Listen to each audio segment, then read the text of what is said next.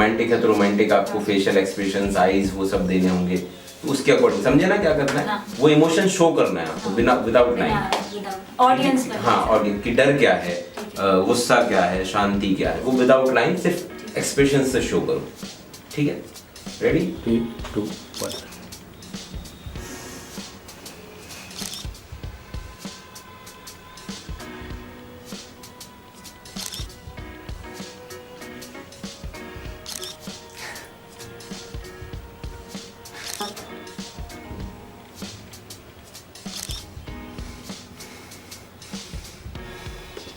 तो ये रस अगर हमको आ गए तो हमें एक्टिंग आ गई।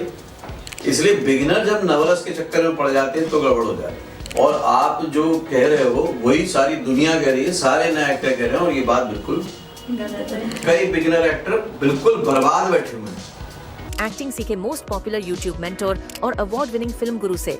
Best seller acting method switch on switch off acting method से कॉल करें या व्हाट्सएप करें 8433666618 पे। Join films academy. तो नवरस से क्या होता है? नवरस क्या होता है? सुना तो होगा क्या होता है? जो भी हमारे इमोशंस होते हैं 9 इमोशंस होते हैं, क्यों उससे ज्यादा नहीं होते? ये सर होते हैं, लेकिन ये जो ये मेन इमोशंस हैं सर। हाँ। और तो उनको बोलते हैं नवरस। Yes. जैसे मेन कौन सा हो गया? श्रृंगार रस है, हास्य रस है, अद्भुत रस है, वीर रस है, शांत रस है, भयानक रस है, रौद्र है और करुण रस है। तो ये रस अगर हमको आ गए तो हमें एक्टिंग आ गई। जरूर नहीं है सर। अभी तो बोल रहे थे कि नवरस हो गया तो सब टेंशन खत्म है, अभी तो बोला। तो नवरस आ गया तो सही हो गया सब कुछ। नहीं। तो फिर क्यों इतना इम्पोर्टेंट है नवरस? कहाँ से आया, कहाँ से नवरस? किसी को है पता कि नवरस मतलब क्यों इतना एक्टिंग में इम्पोर्टेंट हो गया? ऐसी कहीं से वो उत्पत्ति तो हुई होगी ना? सर वो हमारे अंदर ही होते हैं। नहीं होते तो है, पर लिख के कौन लाया सामने?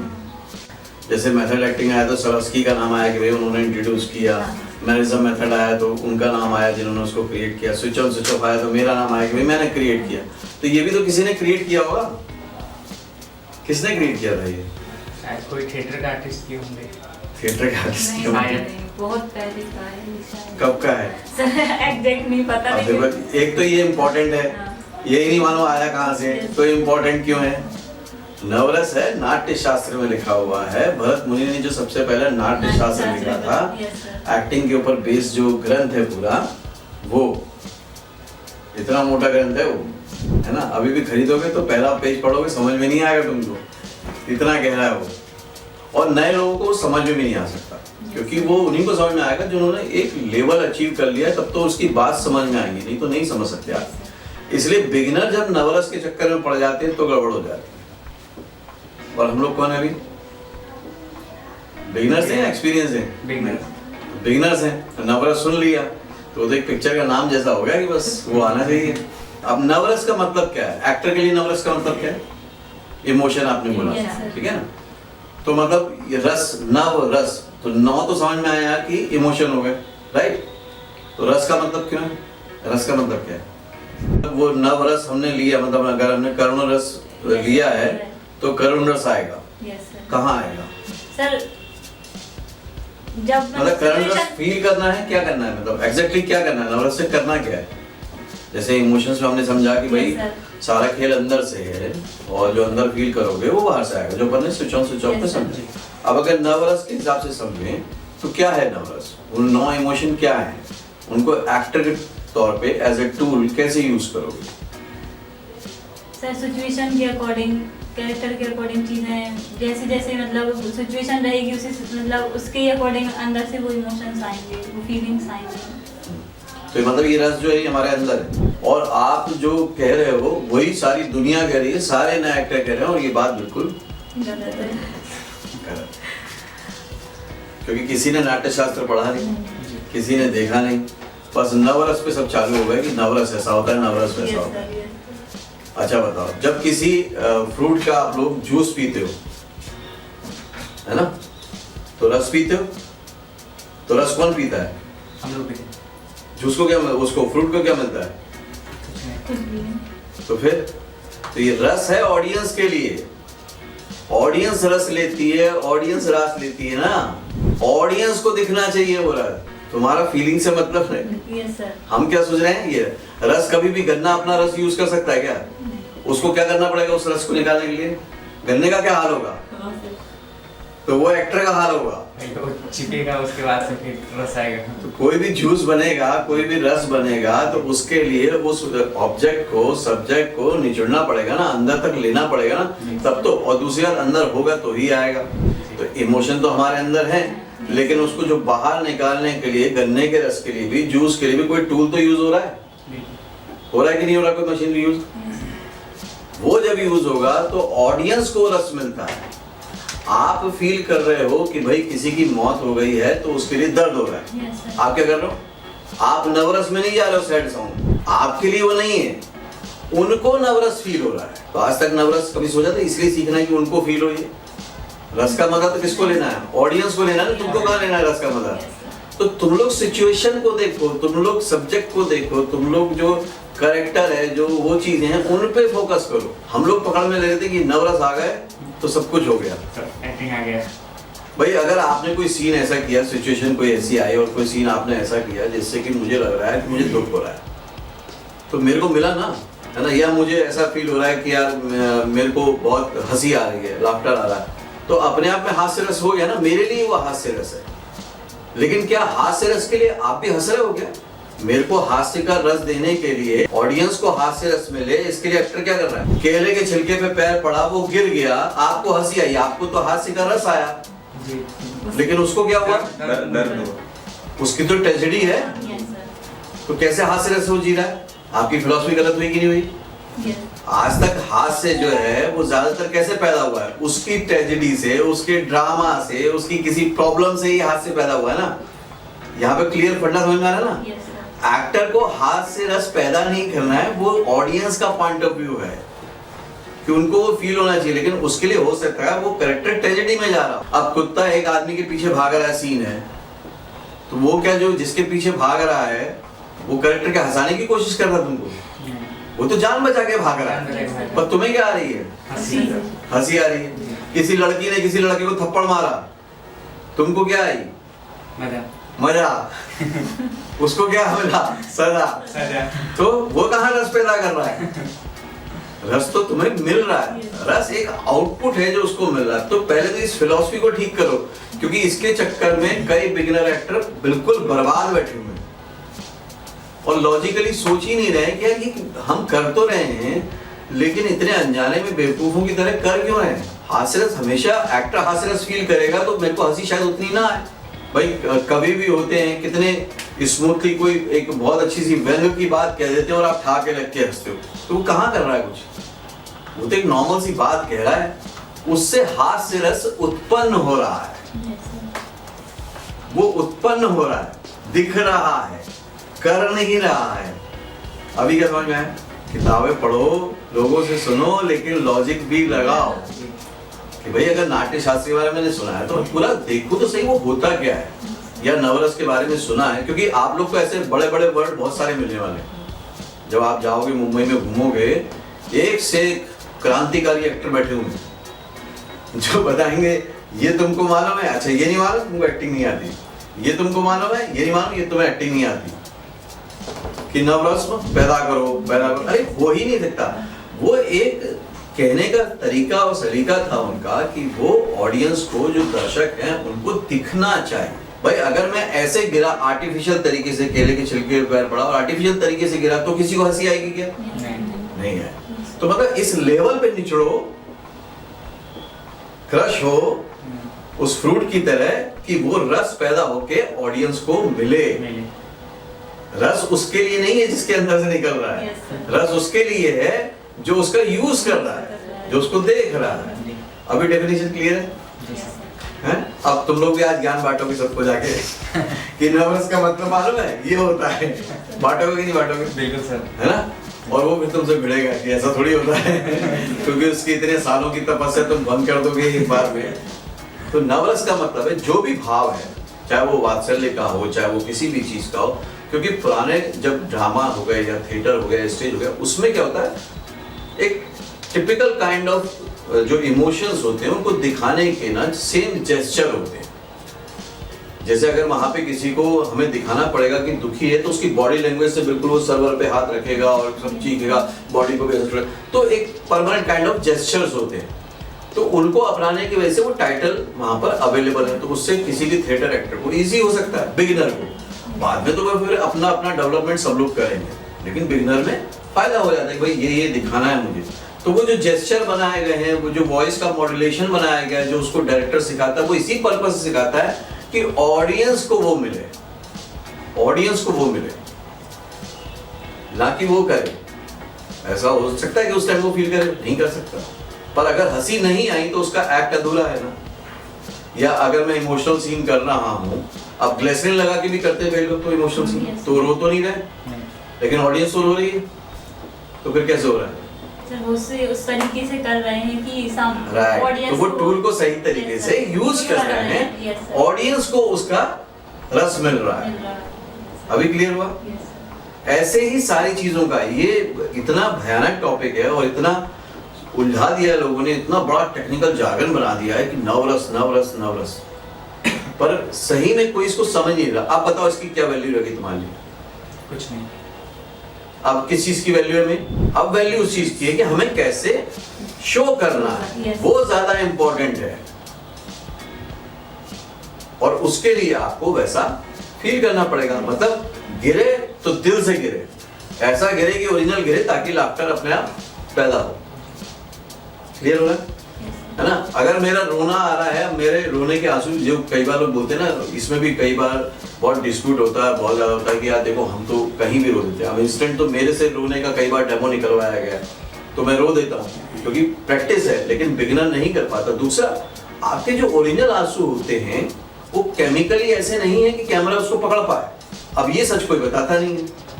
ग्लिसरीन इसलिए लगाई जाती है कि उसकी थिकनेस और उसका जो वॉल्यूम होता है उस लेवल का होता है कि वो कैमरे पे नजर। तो इसका मतलब ये नहीं कि अगर मैं ग्लिसरीन लगा के अगर मैं एक्ट कर रहा हूँ तो मैं खराब एक्टर हो गया। अरे वो जरूरत है, क्योंकि वो देखते हो ना आप, कई बार वो पॉइंट पे ही एकदम टपकता है, तो यहाँ लगा के रखते हैं, एक बार में पल के झपकते हैं। वो एक्टर की मास्टरी होती है वैसा करना कि वो अपने ओरिजिनल आंसू और उस आंसू को प्ले कर पाता है। लेकिन वो प्ले क्यों कर रहा है? क्योंकि ऑडियंस को वो रस मिले। तो तुम्हारा चैप्टर तो क्लोज ही हो गया आज कि नवरस बहुत इंपॉर्टेंट होता है, वो होता ही नहीं है। मतलब आज के उसमें बिगिनर्स के लिए मैं ये नहीं कह रहा कि कोई भी चीजें जो पुरानी लिखी गई हैं, बताई गई हैं किताब में, वो खराब है, लेकिन जब तक हम उसको पूरी तरह से समझ ना लें तो फिर उसको अपना क्यों रहे? एक वर्ड की तरह, एक डेफिनेशन की तरह बस हमने लेके रख लिया उसको, लेकिन उसको क्रॉस चेक तो किया नहीं, इसका मतलब क्या है, नहीं तो आप बेस्ट समझ पाओगे ना। अब आज समझ में आ गया कि भाई हमको नवरस पैदा करना है ऑडियंस के लिए। अब कोई भी एक्ट करो, इसका मतलब है कि वो दिखना चाहिए मुझे। जैसे कई बार आप क्लास में होते हैं, हम लोग क्या बोलते हैं? हमें नजर नहीं आ रहा। क्या बोलते हैं हम? तो हमें क्या नहीं आ रहा? रस नहीं आ रहा। हमें तुम्हारा नवरस दिख ही नहीं रहा, तुम क्या कर रहे हो? तो अगर हमें नहीं दिख रहा, कैमरा को नहीं दिख रहा, दैट मींस फ्लॉप शो। वो दिखना चाहिए। दिखने का मतलब यहाँ पर अब वो मत लगा लेना कि मुझे लाउड एक्टिंग करनी है, वो भी नहीं। आपके फेशियल एक्सप्रेशन, आपके इमोशन, आपके आईज में, या 3 पॉइंट जेस्चर जो सिखाया गया स्विच में करना, वो पूरे के पूरे नजर आने। लोगों को लगे कि उस पर्टिकुलर रस को कैसे बताना चाहिए या क्या दिखाना चाहिए, तो वो भी मुझे बता दीजिएगा कमेंट करके। लेकिन मेरा यहाँ पे जो मकसद है वो ये नहीं है कि मैं किसी चीज को बुरा ठहराऊं। मेरा मकसद है क्लियरिटी लाना। जो एमेच्योर एक्टर्स हैं, जो बिगिनर एक्टर्स हैं, उनके मन में जो डाउट्स रहते हैं चीजों को लेकर, या किसी भी चीज को वो एक अंधे पने में पकड़ लेते हैं, वो दूर होना जरूरी है। यही मेन टारगेट है। जी। तो आज नवरस क्लियर हुआ आपको? जी। है ना? अब नवरस क्या होता है बताओ? सर नवरस ऑडियंस को दिखाने के लिए होता है, हमें वो फील नहीं करना होता है, हमें बस उसे उस तरीके से डिलीवर करना। अच्छा, ऑडियंस ने क्या फील किया ये कभी पकड़ सकते हैं हम? नहीं। पकड़ सकते हो क्या? लाफ्टर में या इमोशन में आप क्या पकड़ते हो? यार उस पर्टिकुलर डायलॉग पे यार इमोशनल हो गए लोग, उस पर्टिकुलर डायलॉग पे या सीन पे लोगों ने विस्लिंग किया, तालियां बजाई, मतलब वो सही जगह पहुंचा। या उसके साथ लोग खूब हंसे, तो मतलब वो सही जगह पहुंचा। लेकिन ये तो 2-3 इमोशन है जो लाउडर आपको ऑडियंस से इंपैक्ट दिखेगा उनका, बाकी तो नहीं दिखेगा। अभी फॉर एग्जांपल अगर अक्षय खन्ना की एक्टिंग थी इसमें धुरंधर में, तो उसमें तो कहीं विस्लिंग वाला, क्लैपिंग वाला मामला ही नहीं था, राइट? क्योंकि वो तो आपको पाकिस्तान के देश का दिखाया गया। लेकिन फिर भी उसने जो दिखाया पब्लिक को, उसने जो ऑडियंस को फील कराया, वो कनेक्ट सही हो गया, इसलिए लोगों को उसकी एक्टिंग अच्छी लगी। तो लोगों को रस मिलेगा तब लोग बोलेंगे ना यार मजा आया। तुम्हारे अच्छा करने से उसको मजा कहाँ आ रहा है? तुम खूब मेहनत करो, लेकिन अगर उसको मजा नहीं आया तो क्या बोलेगा? क्या बोलेगा? मजा नहीं आया। अब तुम बोलो मैंने इतनी मेहनत करी, ये करा वो करा, मैंने नवरस भी लगाया, मैंने मेथड एक्टिंग भी लगाया, मैं 2 दिन से सोया नहीं, 4 दिन से खाया नहीं, क्या फायदा उससे? उसको नहीं मिला रस, मतलब नहीं मिला। गन्ना पूरा गया मशीन में, लेकिन वो सूखा था अंदर से, फीका था, तो फीका था ना, मेहनत तो उतनी लगी लेकिन कुछ मिला नहीं। तो हमको डेवलप करने हैं अपने इमोशन कि वो स्पॉन्टेनियस लेवल पे किसी भी एक्ट किसी भी सिचुएशन में कर पाए। इसलिए switch on switch off method में आपके पास कौन से पैरामीटर्स हैं? एक्ट ऑन क्यू, उस पे जाते हो तो आप इमोशन में चले जाते हो, तो ऑटोमेटिकली ऑडियंस को मिलेगा। आप उसी के through get into the character में जाते हो, जब उसमें जाते हो तो ऑटोमेटिकली ऑडियंस को मिलेगा। ये आपने भी फील किया, ठीक है ना? उसका विजुअलाइज करते हो और ज्यादा इंपैक्टफुल हो जाएगा। तो वो पैटर्न अपनाओगे, ये ऑटोमेटिक होने वाला है, बट इसको अपने ऊपर लेके मत जाओ। तो इसलिए चीजों को समझो और समझने के बाद अप्लाई करो, उससे पहले अप्लाई मत करो। और जब तक अप्लाई नहीं करो तब तक किसी चीज को बड़ा मत बनाओ। Switch on switch off method में भी क्या बोलता हूँ हम लोग को कि अगर आपको खुद को बिलीव आ रहा है करने के बाद तो आप बिलीव करो, नहीं तो मत करो, यही बोलता हूँ। क्योंकि आपने खुद ने एक्सपीरियंस ले लिया कि हाँ यार मैंने जैसे गेट इनटू द कैरेक्टर किया, उसके बाद मुझे फील हुआ कि मैं इजीली निकाल पा रहा हूँ या इमोशन फील कर पा रहा हूँ। तो एक्सपीरियंस किसका? आपका है ना। वाइब्रेटिव एक्सरसाइज किया आपने और आपकी आवाज 10 मिनट में बदली, तो ये एक्सपीरियंस आपका है ना। जी। तो ऐसे ही जो आप बाहर भी कोई बात सुन रहे हो तो उसको पहले एक्सपीरियंस करो, उसका अनुभव लो, तब उसको फिर मान्यता दो कि हाँ यार ये मेरे लिए ठीक है, नहीं तो मत मानो। क्योंकि वो भले कितनी भी अच्छी चीज हो, आपने करके ही नहीं देखी, अनुभव ही नहीं किया, तो फायदा क्या है ना? आपको एक दिन स्वर्ग मिलेगा, मिलेगा ना, होने के बाद मालूम चलेगा, तो अनुभव नहीं है ना, तो फिर कुछ भी बातें करो, क्या फर्क पड़ता है? उसके लिए क्या अनुभव करना पड़ेगा? बनना पड़ेगा, बनना पड़ेगा ना। अब समझ में आ गया? जी। रस निकालने के लिए हमको उसमें झुकना पड़ेगा, तब जाके ऑडियंस को रस मिलेगा। वो एक अनुभूति है ना कि स्वर्ग ऐसा ऐसा होगा, तो ये भी अनुभूति आपकी कि ऐसा ऐसा होगा, ऐसा कुछ है नहीं। आपको अपने ऊपर काम करना है, ऑडियंस को ऑटोमेटिकली उसका रिजल्ट मिलेगा।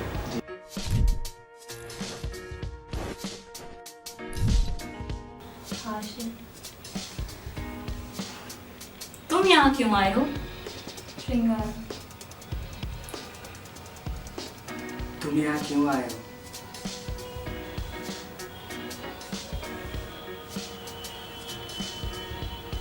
तुम यहाँ क्यों आए हो?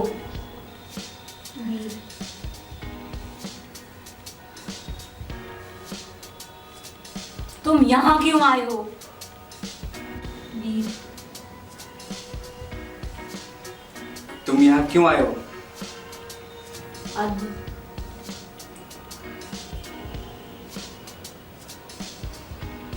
तुम यहाँ क्यों आए हो? अद्भुत।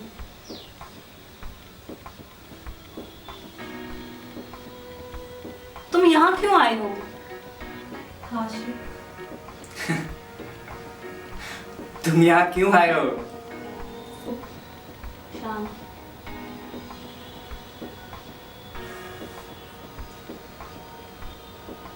तुम यहाँ क्यों आए हो? करुण। तुम यहाँ क्यों आए हो? अद्भुत।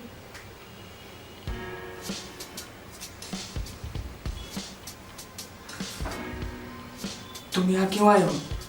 रोमांटिक है तो रोमांटिक आपको फेशियल एक्सप्रेशंस, आईज, वो सब देने होंगे, तो उसके अकॉर्डिंग समझे ना क्या करना है। हाँ। वो इमोशन शो करना है आपको बिना विदाउट लाइन। ऑडियंस पर। हाँ, ऑडियंस की डर क्या है, गुस्सा क्या है, शांति क्या है, वो विदाउट लाइन सिर्फ एक्सप्रेशन से शो करो। ठीक है, रेडी? 3, 2, 1।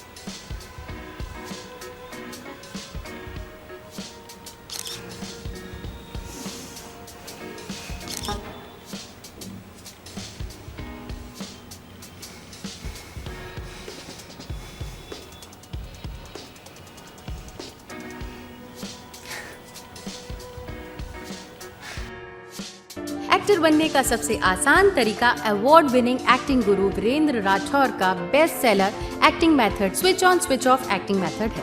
इस कोर्स से सीखकर आप भी कुछ ही दिनों में एक बेहतरीन एक्टर बन सकते हैं, जिसे साबित करते हैं इसके अमेजिंग Amazon और Google के ratings and reviews. Switch on switch off acting method अभी तक का सबसे सरल और प्रभावी मेथड है, जो आपके समय और महंगी फीस दोनों को बचाता है। Switch on switch off acting method course book आपको Amazon, Flipkart, join films website पर अवेलेबल है।